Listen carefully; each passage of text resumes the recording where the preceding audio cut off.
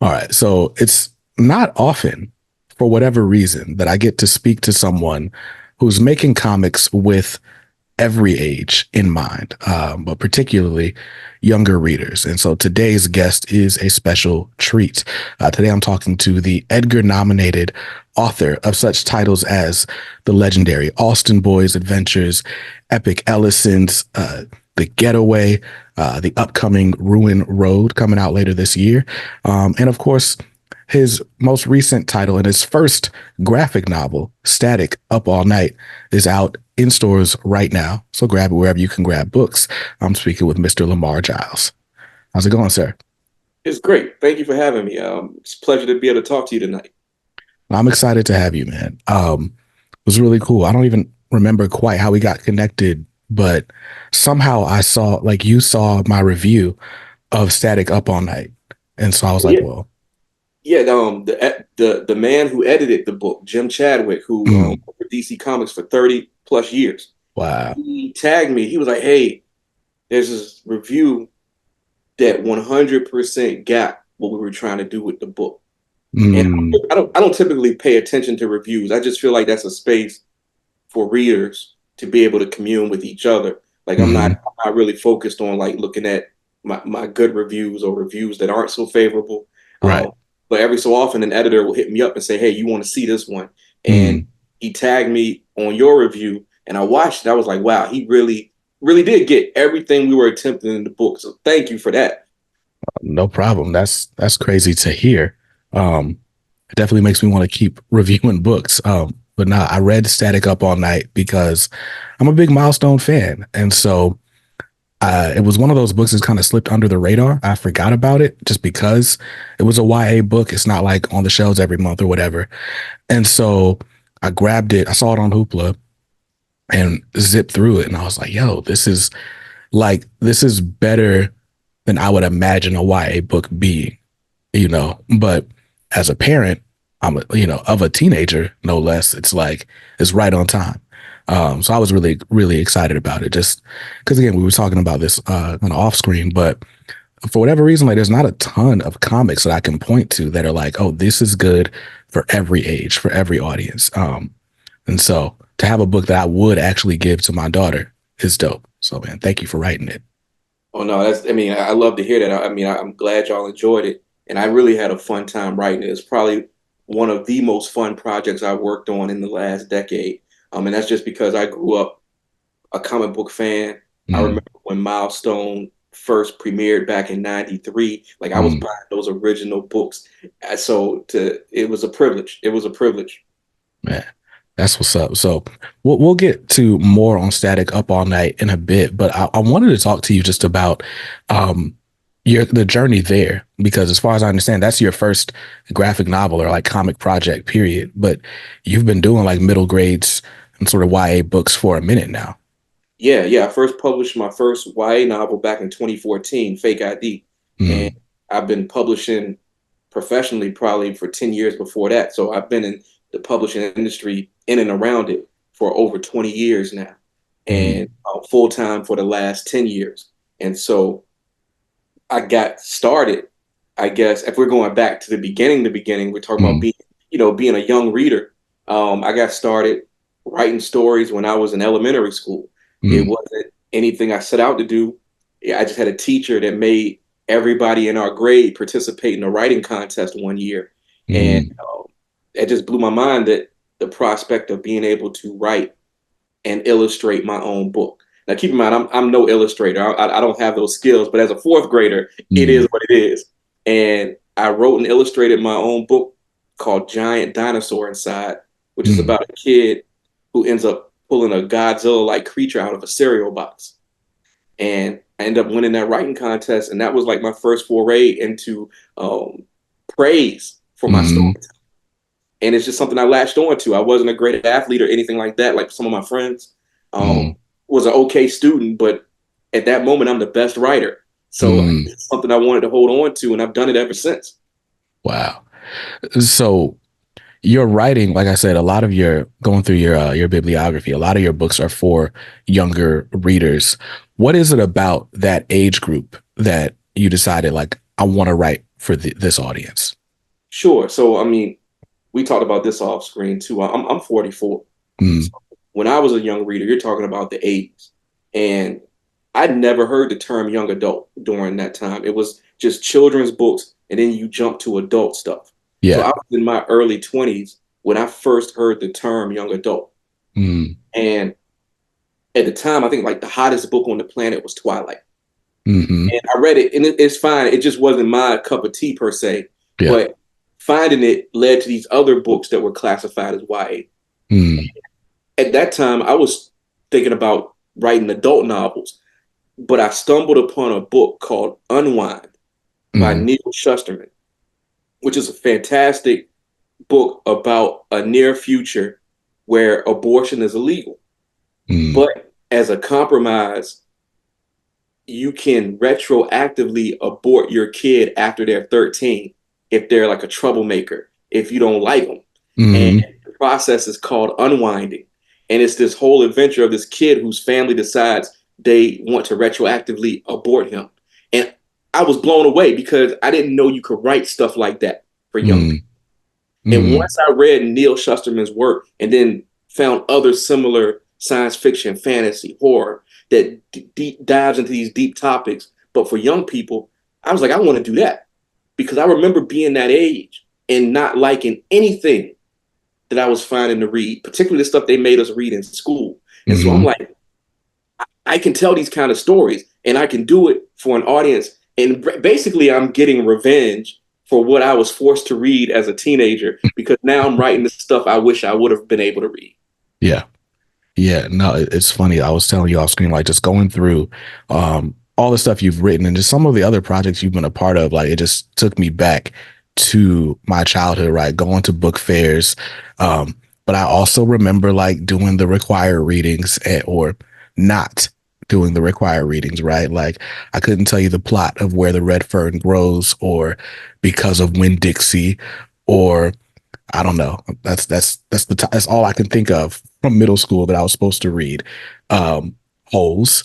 Lucky Mm-hmm. for me, I was in middle school when the Holes movie came out, so I just kind of pretended I read that one as well. Um, but it's funny because there are some books that just kind of captivate you, right? Like the one book I remember reading in sixth grade was by Walter Dean Myers, and it's called Slam. Mm-hmm. And I flipped through that book so quick. And it's just this kid with dreams of playing basketball. But I don't know. It was, how do I put this? It was almost like a hood movie, but like a sanitized version for a kid my age. Yeah. And I just gravitated to it. Um, and so I just think it's dope that here you are, some 20 years later from when I read that, and you're putting out other types of books with, casts of color, if you will. Because I mean, you talked about like just being black and being a fan of like genre fiction. So like horror, adventure, fantasy, and other supporting characters from the Page Master.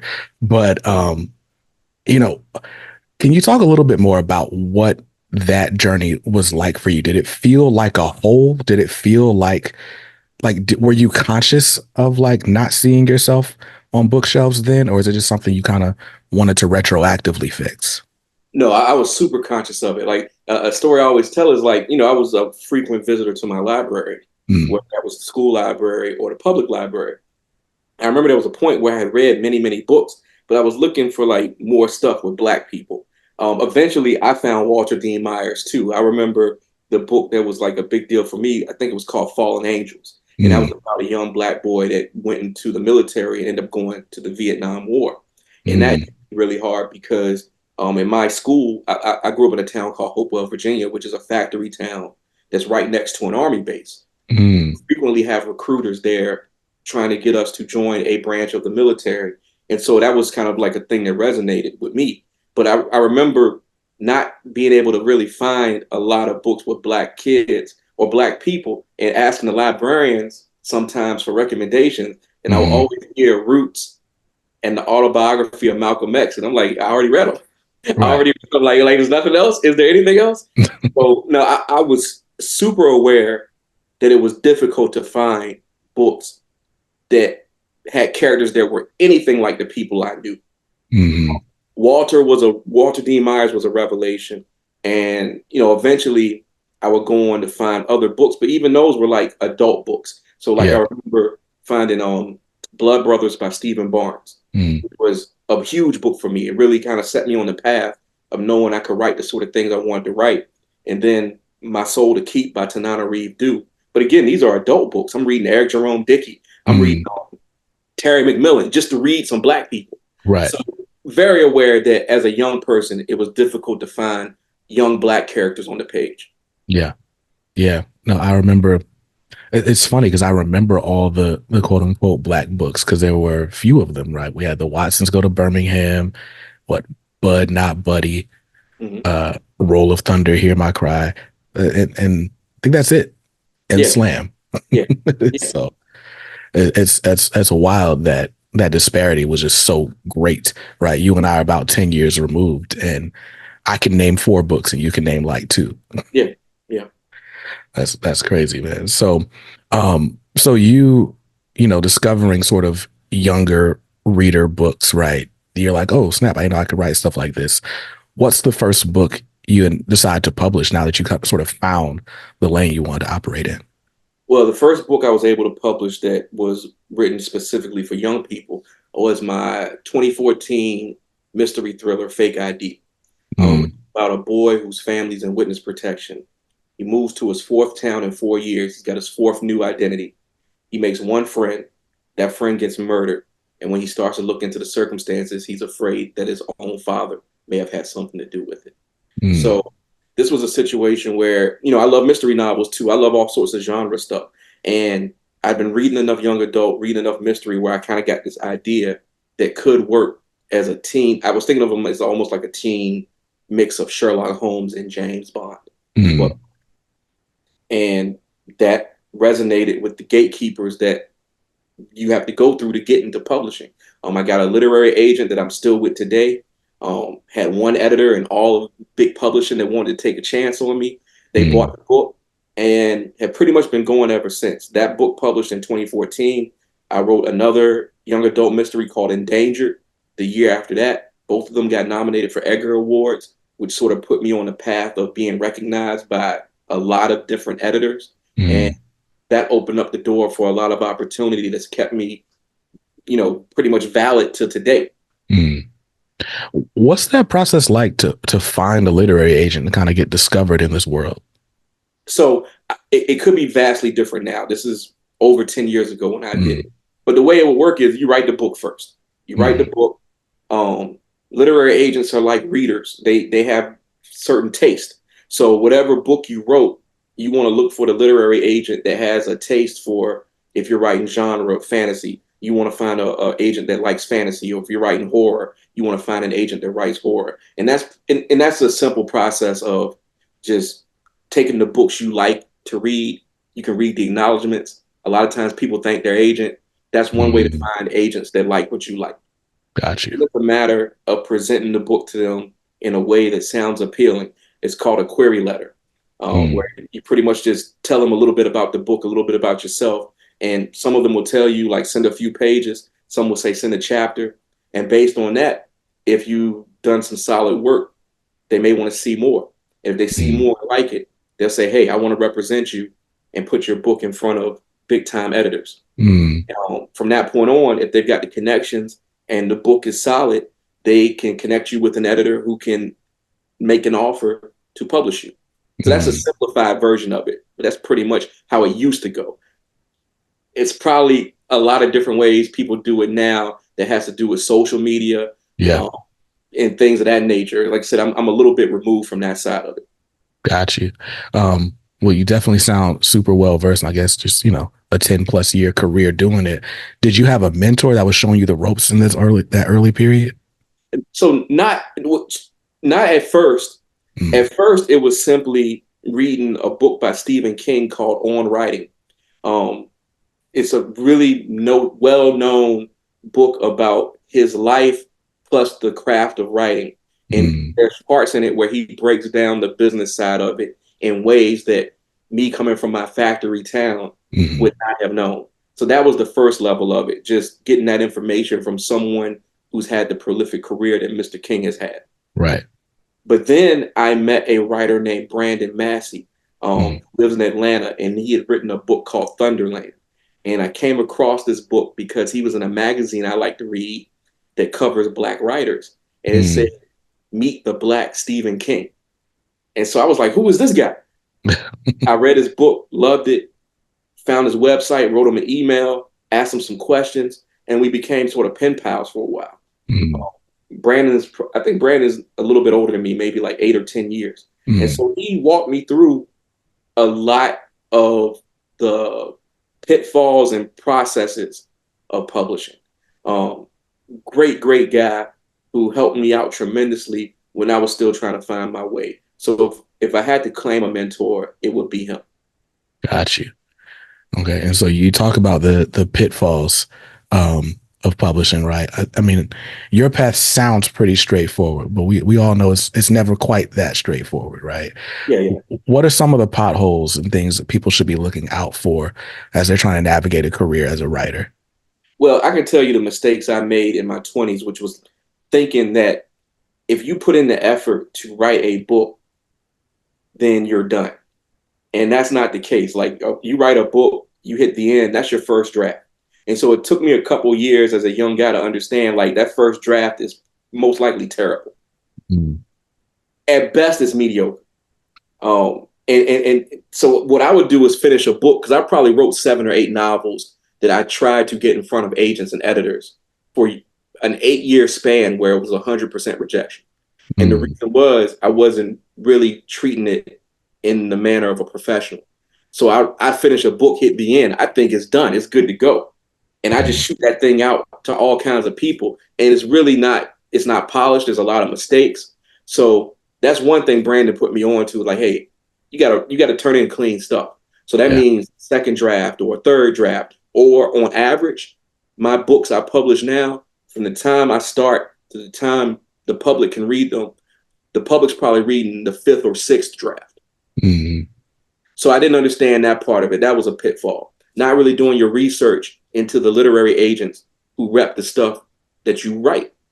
I would just send a bunch of query letters to agents, and they might represent romance. I'm not mm, writing romance. And so that's an automatic rejection that I didn't have to get. gotcha. And then it comes that that's the professional side of like your craft. The business side of it is like being careful what contracts you sign, what kind of clauses are in them. Mm, That's the benefit of knowing what a contract should look like and having a good agent who can also look at that contract. So like Brandon taught me some things to look out for there early, and my agent is good, so she was also on top of my first contracts. So I'm almost always very happy with my contracts because we know what a good contract looks like. But if you don't know that, you can end up in a situation where you're trapped mm. and you really can't expand your career. So those are little things. Like I said, I could get more specific. I don't know how much of that you want to hear. Got you. Got you. Yeah, no, I mean, all that's great. I know a lot of people that, are dedicated enough to listen to a podcast, right? Typically they're aspiring themselves. So I always try to get a few nuggets that we can pass along to the next generation of writers. So you wrote Fake ID, right? You kind of get the ball rolling in your career because you got Edgar nominated for the next books.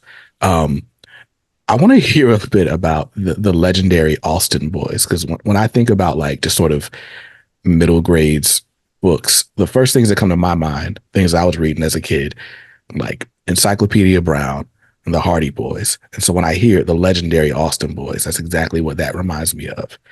But I'm curious to know just what the inspiration was and what's the general premise of the book series. Sure. Well, before I get into that, I would say like I read the same stuff. And one way that we pitched the Legendary Austin Boys series is that it's as if the Hardy Boys crashed into the Phantom Toll Booth. And Mm, the Phantom Toll Booth was a big book for me. And the premise of the Legendary Austin Boys, the first book is the last day of summer, is that there are these two cousins, Otto and Sheed, who essentially solve supernatural problems in their very weird Virginia town. And mm, the first book, they accidentally freeze time. They freeze the whole town. and they have to figure out how to unstick people before they're frozen forever. Mm, That book just simply came from, it was two things. I was writing young adult mysteries. And there's a writer who's very notable in children fiction named Kwame Alexander. hmm Kwame, he had won the most prestigious award in children's fiction, which is the Newbery, and he started an imprint where he was going to publish other authors. And me and him had been friends for a while, and he reached out because I've been writing for a teen audience, and he was like, "Hey, I'm starting a middle grade imprint. mm, You have any ideas for a younger audience?" And I said, "I sure do, Kwame." And he like, "Well, hold on to it. Let me get things in order. When get it ready and pitch me your best." And so I'd always had in my mind I wanted to write about my childhood, but in a very fantastical way. And so the legendary Austin boys, Otto and Sheed, are essentially me and one of my cousins. mm, We're very close together. We ride bikes around our town, get into our own little adventures. And I mm, was just like, hey, let's add fantasy to it. Let's add humor to it. mm. Ended up getting a 4-book series out of it. Wow. And wow, that's crazy. Like, so how does it, I don't know. It sounds like ideas come to you, fairly quickly. How is it being sort of, you have an idea for some characters. When you conceive of the idea, do you conceive of it as a series? Is it just one story and now like, well, I've got all these supporting cast, let's put them in a different situation. How does that work for you? So with the Austin boys, it was always conceived as a series. Mm, With my other books, they tend to be standalones, but with an open door at the end because I feel like I could go back to any of those characters, any of those situations, and tell a different story. And that's just through decades of practice at this point. mm, But most of the time, and this has been drilled into me just the way the business works, and you just never know how things are going to go. I try to end books in a way that are satisfying, but I could go back if necessary. Like I said, the Austin boys were an exception from the beginning because Kwame gave me that permission. I was mm. thinking serious. Everything else is sort of its own thing, but those characters still exist, and I can always go back and tell a story with them. Got you. And so we talked about like adventure and mystery and stuff like that, but you're a pretty big horror fan as well. And you've got this book called The Getaway. What is The Getaway about? The Getaway is my dystopian horror novel that came out in 2022. Mm, It's about a young man named Jay Butler who lives and works at a luxury resort called Karloff Country. And it's a privilege to live and work there because if your family can get a position at Karloff, you're protected from the horrors of the outside world, which are famine, um, environmental disasters. It's hard to get money. The world outside the Karloff walls are on fire, but mm, Jay and his family are living a good life serving the guests who can afford to come to this place. However, society collapses. Like the bad goes to worst. And when that happens, Jay finds out that Karloff Country isn't just a resort, it's essentially a luxury doomsday bunker for billionaires who brought on the apocalypse. And now mm. they're fleeing there to ride out the most terrible period in human history. And they still expect Jay, his family, and his friends to provide service with a smile. Wow, that sounds horrific. Yeah, Um, it kind of reminds me. My wife used to watch this show called Wayward Pines, and no. I like dipped in and out of that show because I'm not a big TV guy, but it was kind of like there was like this weird town, but like the people like they had lives before they woke up in this town, but like everybody's like playing a character. And then like if you ever get curious and go outside the walls, you find like these weird like zombie creatures. I don't know. That show was crazy. All I really remember about it was Terrence Howard loved butter pecan ice cream. Like that was his thing on that show. Anyway, so help me out because I've never been a big horror fan, Mhm. but people love it. I, I recently read The Immortal Hulk by Al Ewing, Yeah. and that's like super big on horror. And that was the first time I sort of read a book with horror leanings, and I was like, all of this horror like very much presents itself as metaphor. And Mhm. so like you're looking at like these grotesque images, but you're seeing it as like, okay, well, this is like, your inner demon, this and that, whatever, right? What is it about the horror genre that appeals to you, and why do you feel it's a good vehicle for particular stories? Well, it's appealed to me from a young age because I was probably exposed to horror too young. My big cousins were showing me stuff when I was 5 years old that no 5-year-old should see. I'm watching Carrie, I'm watching Aliens, I'm watching all this stuff, and I loved it. But Mm, if you ask me why I love it, I honestly think it's a pressure valve. It's a way to experience anxiety in a controlled manner that ends. mm, Doesn't always end with a happy ending, but sometimes it does. And so you can experience like your worst fear and know it's going to be over in 90 minutes, 2 hours.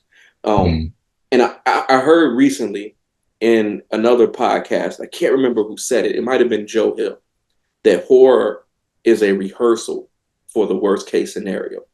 And so if you get a chance to experience the worst, again, in this controlled environment, you maybe feel more prepared if something bad should happen in real life. And if nothing bad happens, then you've gone through that experience and shaken it off with no real consequence.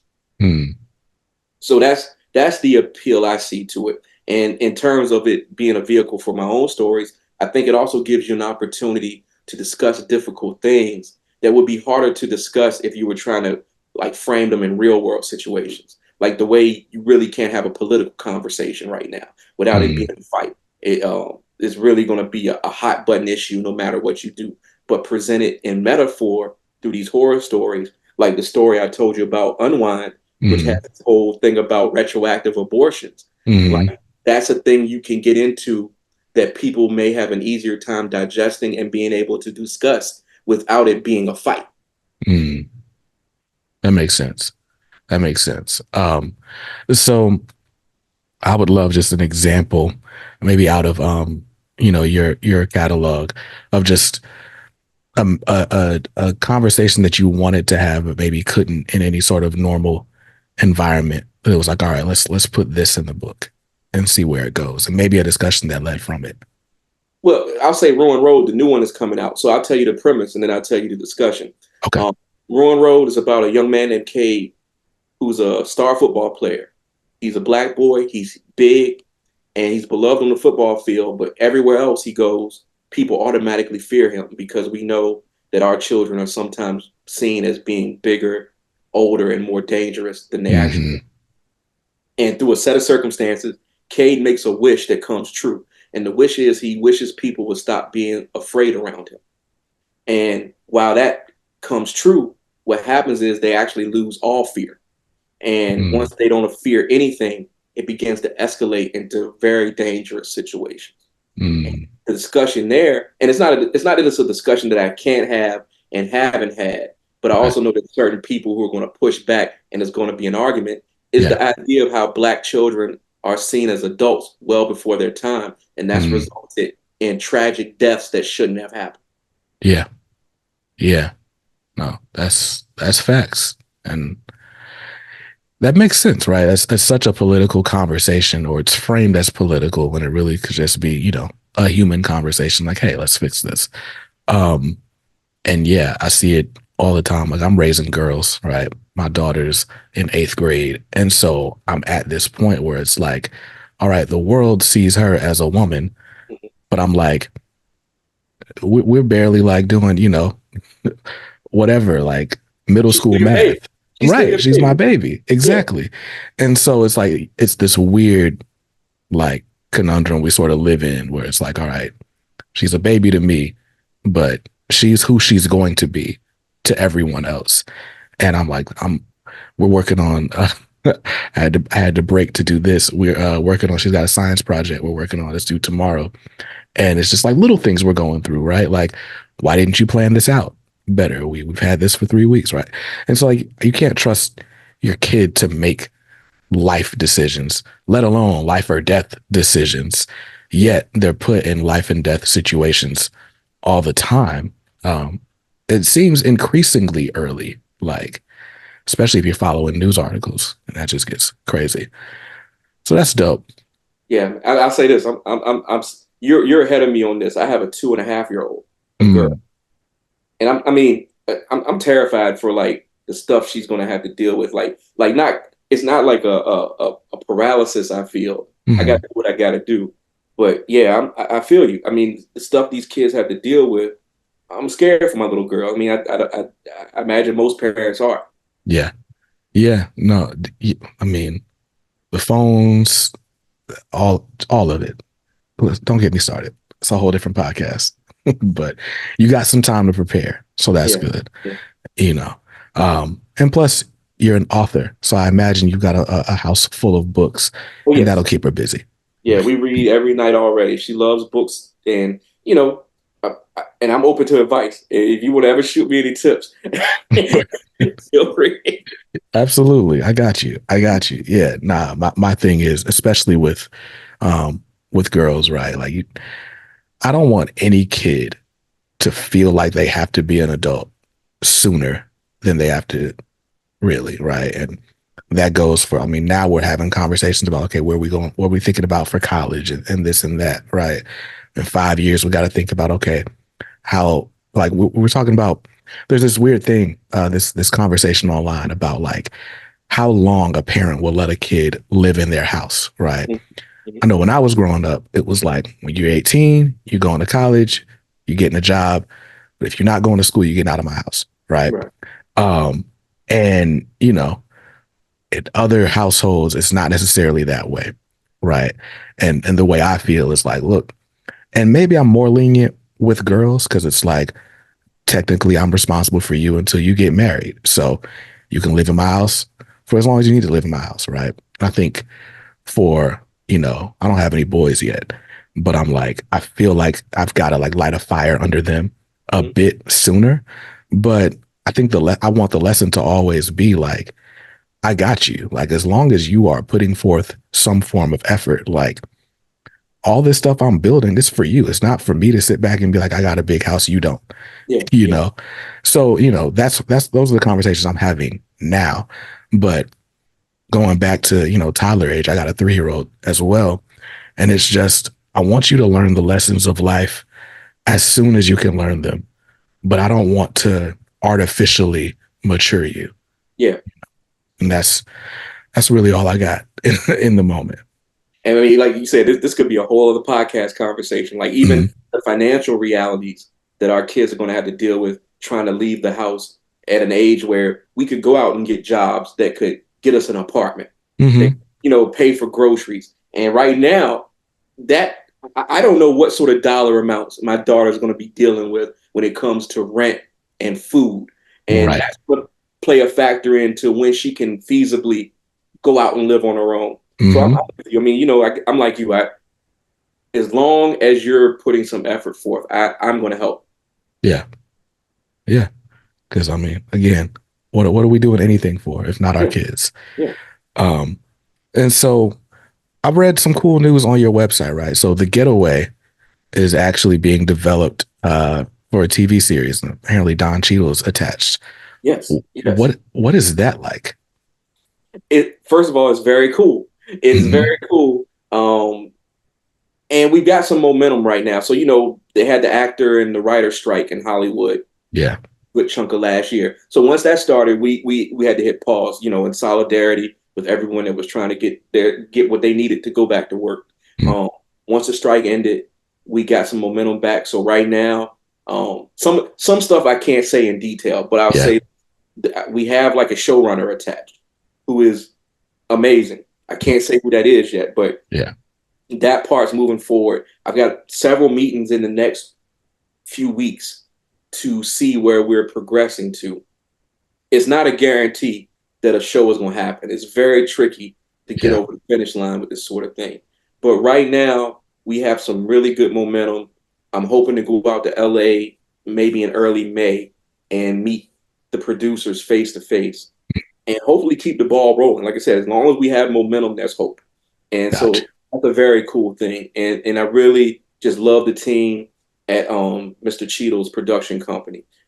They seem to really get the book. They have a great vision that was important to me. A lot of producers were interested in the Getaway. I met with many of them, And from the moment I met the team at Mr. Cheadle's production company, I was like, I want to work with them. Mm. And so with I know there's varying degrees of like involvement when it comes to like a TV development or like an option and stuff like that. But how much input do you have on, I guess, what the show might ultimately become? Right now I'm a little bit hands off. I have the Mm, option to, they keep me updated on stuff and I can chime in. But right now the hurdle we're trying to get over is getting I guess, a green light to do a whole series. mm, Um, if that happens, I will likely have the opportunity to be on the writing staff and nice. have some input. The question will become a time and scheduling thing, though. So Mm, it would just depend, because if that role required me to be away from my family for a couple of months, hmm. I probably would just step back and let the professionals, the people who've done this already, handle Right. it. It's just because my daughter's so young, I Yeah. can't see being away from her that long, and I'm not like my job is writing books. I like the Hollywood stuff. I really Mm, believe the series, but I'm willing to step back and let people who know that world do what they do. mm. If that's going to help us get across the finish line faster. Got you. No, that makes sense. Yeah, I mean that's one great thing about sort of choosing a creative profession. You can do it from anywhere, and why not do it from home, where you Mm-hmm. can watch your family grow and be involved. Mm-hmm. So that's dope. So speaking of being in professions where or different worlds, right? You're operating with the same gift, but in a different world, right? We've got Static Up All Night, which was your first foray into graphic novels for younger readers. How does that opportunity come about? And is that something you had sort of dreamed of doing before it came up?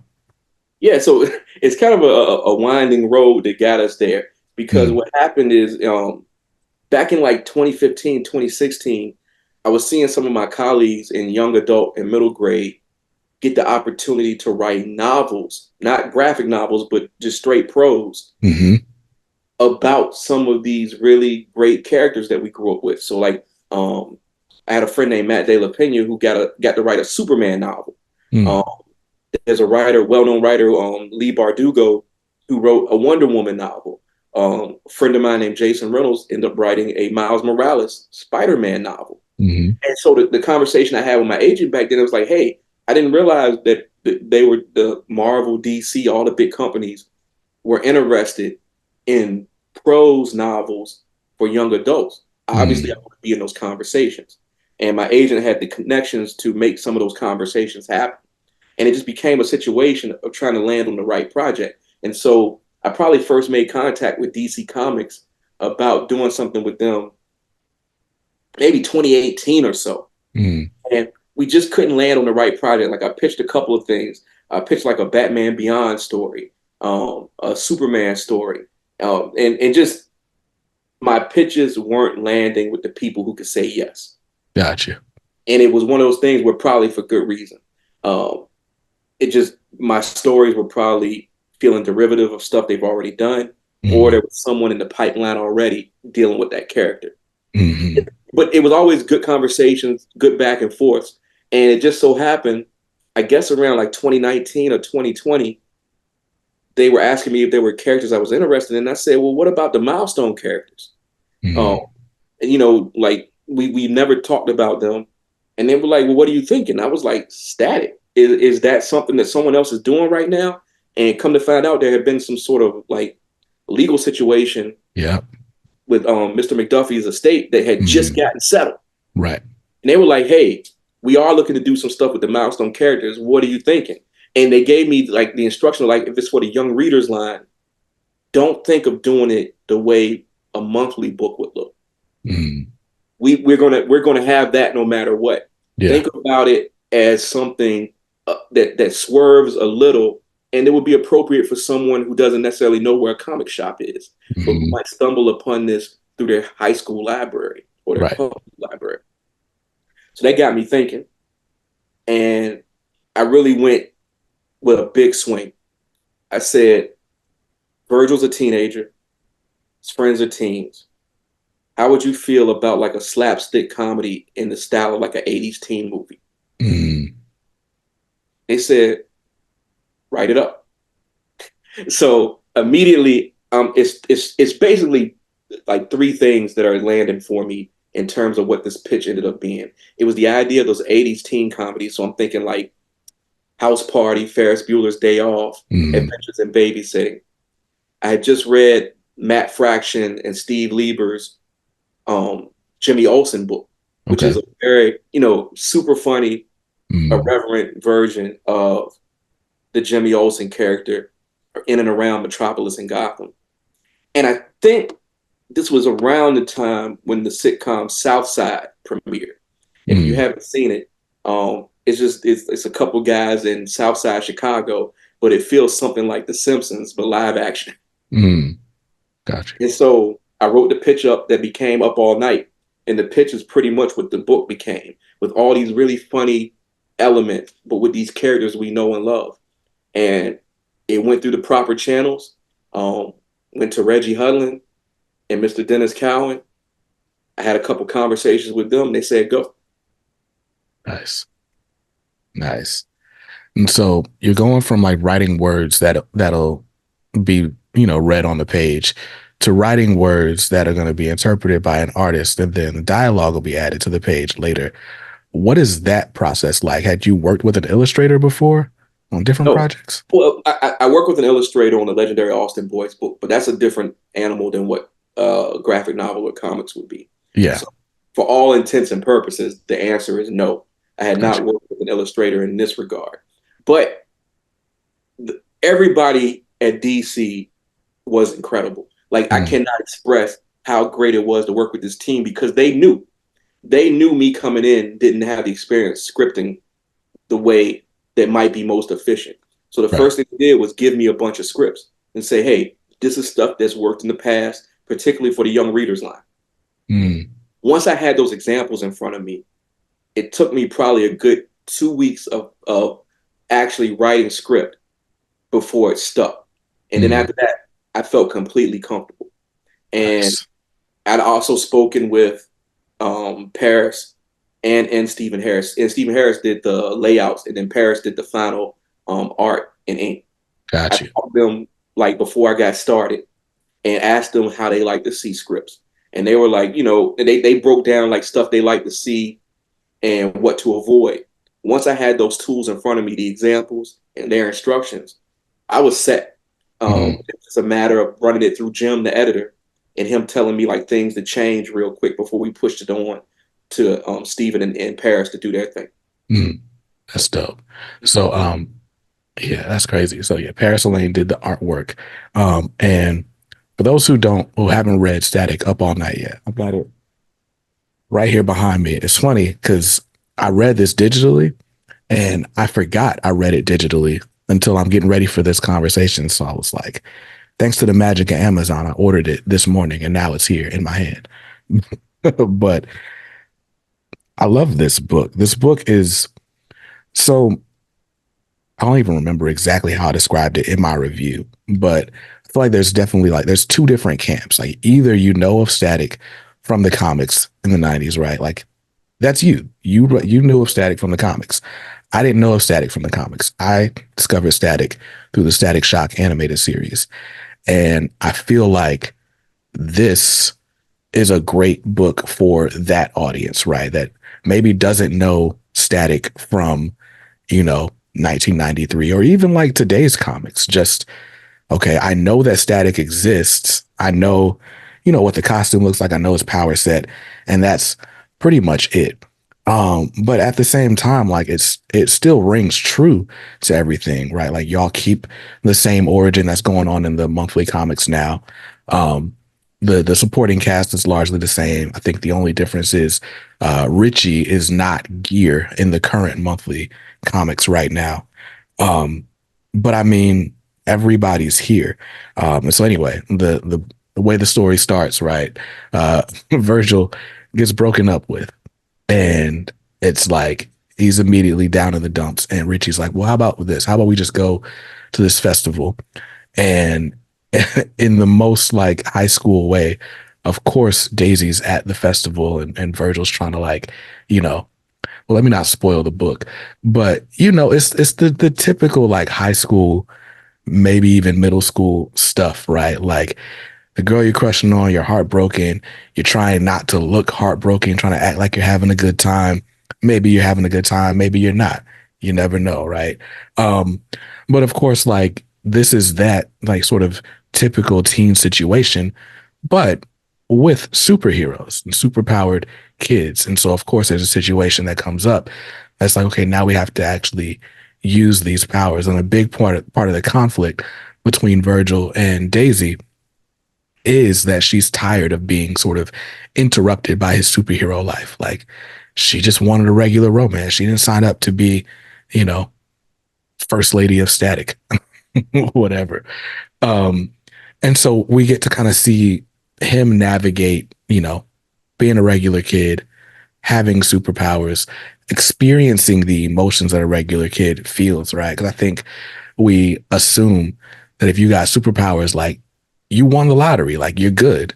But he still wants like all the same things that a normal kid wants. And this one night in Static's life is just a fun example of all the different things he experiences. Um, and so it's fun for me. But as you're writing it, what were the things that were sort of important to you to nail in the story? Well, I've been reading comics for 40 years now. And Mm, so I've seen every iteration of Save the City, Save the World, Save the Universe. mm, And don't get me wrong, I love those stories like anyone else. But I have found that I've grown more interested in the moments between those big crises mm, because I started to view superpowers almost the way you could view alcohol, and that they mm. only make more of who you already are. Yeah, And that being said, if you're a teenager who gets superpowers, your teenage problems don't go away. right. And I'm interested in how the interaction of a real teenage heartbreak goes in a really wild city where a bunch of super people are around at any given time. Um, Mm, I love those slice of life versions of superheroes. Like I always say, I want to write the Justice League making a Costco run. That fascinates me, and so it was important to me to get into those crevices while staying true to character. mm, And even before I started, Mr. Dennis Cowan, one of the Milestone founders, the tip he gave me in writing Virgil is that Virgil is always the light in the room. mm, He's like, if you keep that in mind, you really can't go wrong. And then being able to mix in, like I tried to mix in all the errors of Milestone. So like the mm, original error, so that's where you get like Iota, mm. or in the book. Um, Static Shock TV show, that's where you get Richie as Gear. Yep, The current era, that's where you get the revised origin story. I yep. tried to blend all those things because they told me it's not a canon book. So you Mm, can do these things, it doesn't affect anything in the monthly book. So I went off. yeah. Um, I had an editor tell me early in my career, when you get the opportunity to do something, don't don't leave anything on the floor because you Mm, never know if you'll get another chance. So I went all in. Like even that bonus story at the end, they didn't ask me mm. to do that. It's just at a point I was like, hey, we never learned what happens to that girl. And I'm not gonna spoil it. I Right. was like, we never learned what happens to that girl, but I have an idea. How do y'all feel about me adding 30 pages at the end? And they were like, I mean, essentially they were like, hey, I mean, if you want to, Right. go for it. So I mean, like I said, I can't say enough praise Yeah. for this experience. No, that was dope. I think my favorite part of the book is the cameo appearance from Icon. And I said in my review, this is it's my favorite characterization of the Icon and Rocket relationship, like since Milestone came back. Um, for those who don't know, right? Icon is this basically Superman analog. He's an alien from outer space, which I guess is what an alien means, right? But he's an alien who, upon arriving on Earth, takes the image of the nearest life form, and it happened to be a slave woman named Miriam. So he basically lives his life as a black man, but he is an alien, so he's got like a crazy long lifespan. So as he ages or doesn't age, but as time passes, he just kind of plays dead or plays his own grandson. So by the time we meet him in the 90s, he's Augustus Freeman the fourth. So he's lived through slavery, the Civil War, Reconstruction, civil rights, and by the 90s is, a lawyer, and he's fairly conservative, the party of Lincoln and whatnot. And he meets this young girl, Rocket, who basically finds out that he's got these superpowers in this confrontation, and it's like, why aren't you doing anything to help people? And so the classic Icon and Rocket relationship is like young versus old, conservative versus progressive, and just overall like out of touch versus happening sort of dichotomy. And I felt like when Icon shows up in this book, it's a super brief appearance, but Icon comes across as like the it's almost like Braxton on Jamie Foxx, like, but he's the grandpa, like he's the grandpa, literally to Rocket's kid, basically, and it I don't know, I just thought it was super well done. Like, I don't know why other iterations haven't necessarily like hit that nail on that head, but yours did. And I was like, oh, that's a perfect way to play it. Like, it's exaggerated, it's funny, but it makes sense to everything we know about them. Well, thank you for saying that. And I really, that was one of the things I was looking most forward to doing, because I think it comes back to that idea what when you don't have these characters in a crisis, Mm-hmm. this is what the conversation is going to be. If you're not fighting for your life and you're just having casual talk, then that could ultra conservative versus ultra liberal. They're going Mm-hmm. to butt heads. They still love each other. Right. They're still family, but he's your uncle that's going to give you the book by that.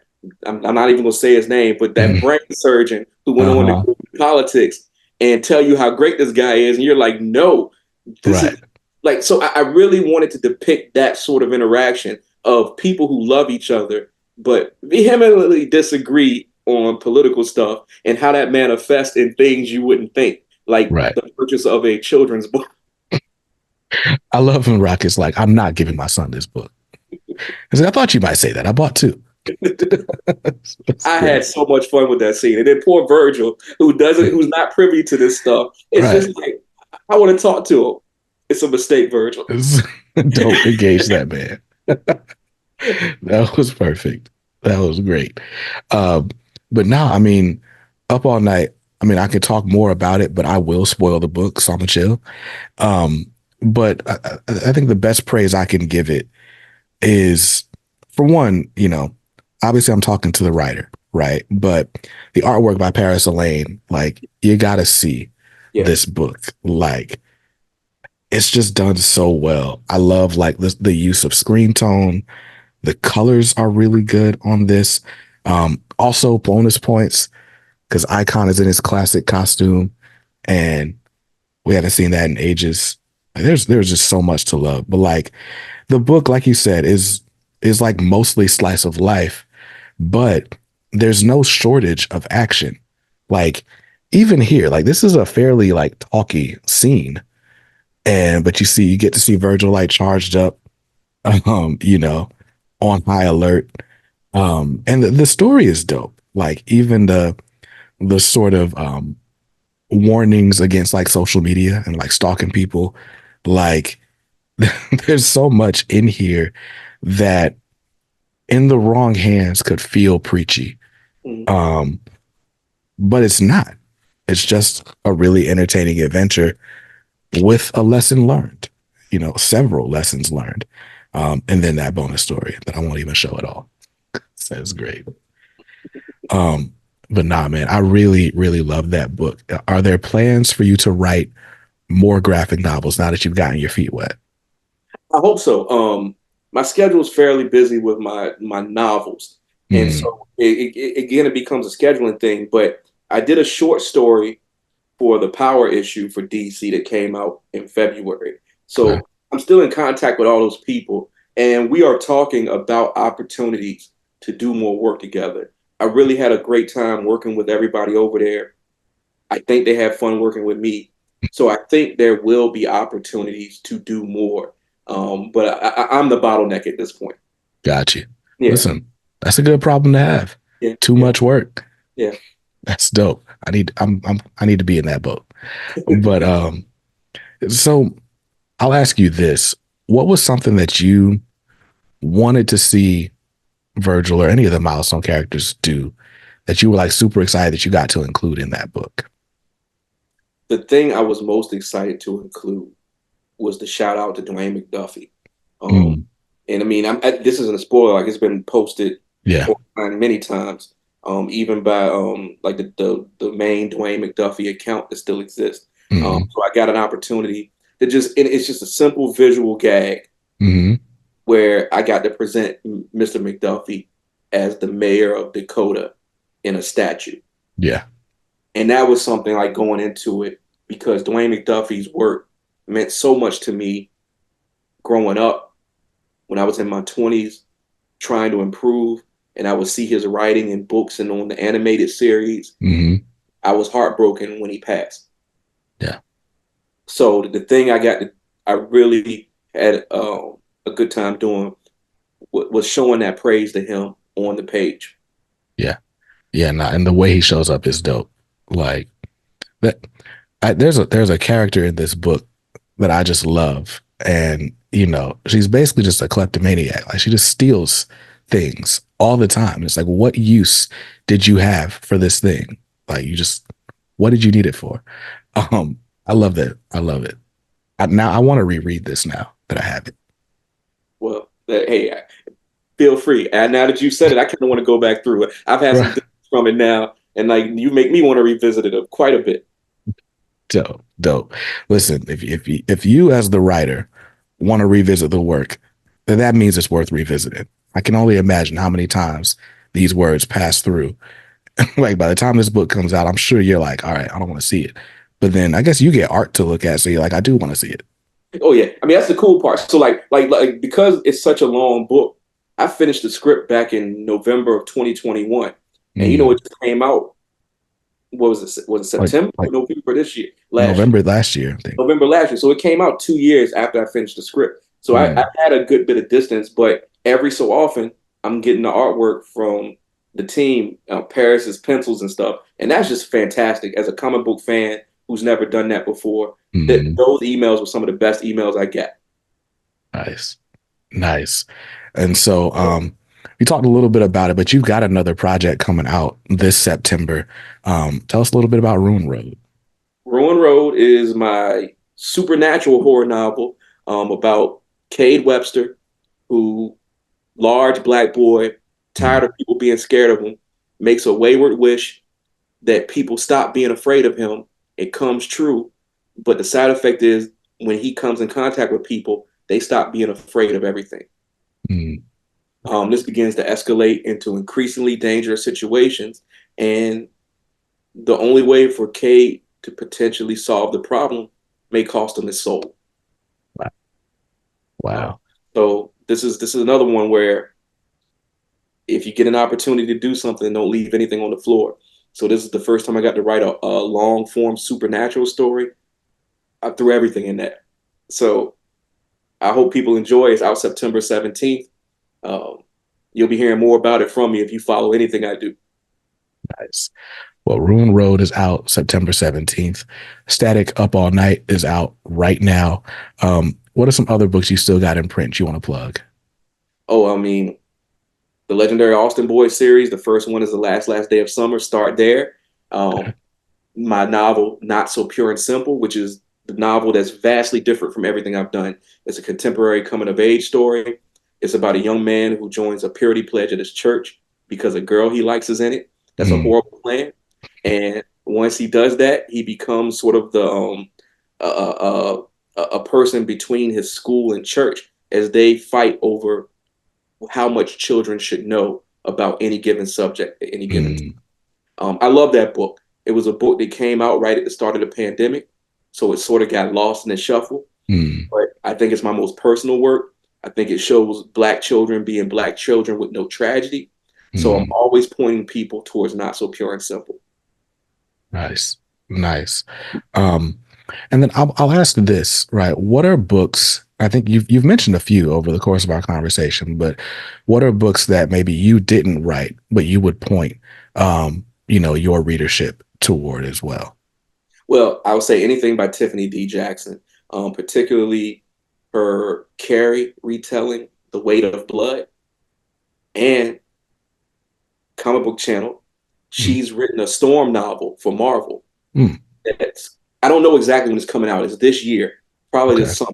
So I would say I would point you towards Tiffany D. Jackson, um, Danielle Clayton, who writes a fantastic fantasy series called The Marvelers. Mm, Um, I could go on and on, man. Jason Reynolds, the Miles Morales novels. mm. Like I have so many people I admire I could point you to, but I'll stop at those three for now. Nice, nice. It's funny. You were talking about superheroes and like slice of life situations, and that reminded me of this Kickstarter that Stephanie Williams did. This little book. It's called Living Heroes. Wow. And if you ever see her at a con, she's usually selling it at a con, but it's like these little shorts, and it's basically living single with like Marvel characters. So we got Storm, you got Misty Knight, Monica Rambeau. Um, there's even like a Beauty of the Week Well, that's dope. segment, like Jet Magazine in here. So it's funny, and like, there's this one where T'Challa's trying to get back with Storm, and he like shows up dramatically at Thanksgiving dinner. Um, but when you were talking about that, that's who came to mind. I think she's supposed to be doing the show at some point, but she's also got a Moon Girl and Devil Dinosaur book coming out through Scholastic. I want to say like next month. Oh, wow. So I'd point people to that as well. But man, this has been an awesome conversation, man. I really appreciate you stopping by. Before you get out of here, where can people find you if they want to follow what's going on? I'm easy to find. LamarGiles.com, Lamar Giles on Instagram. That's my main social media that I use these days. Nice, nice. Yeah, that's where we connected. Yeah. Again, man, thank you for watching the review, for tuning in, and like I said, for doing this. I'm excited. And then when some of these other books come out, now I know what I'm gonna buy for my daughters. So we'll probably have more conversations offline. Well, that's what's up, man. I look forward to it. Thank you for having me. No problem at all, man.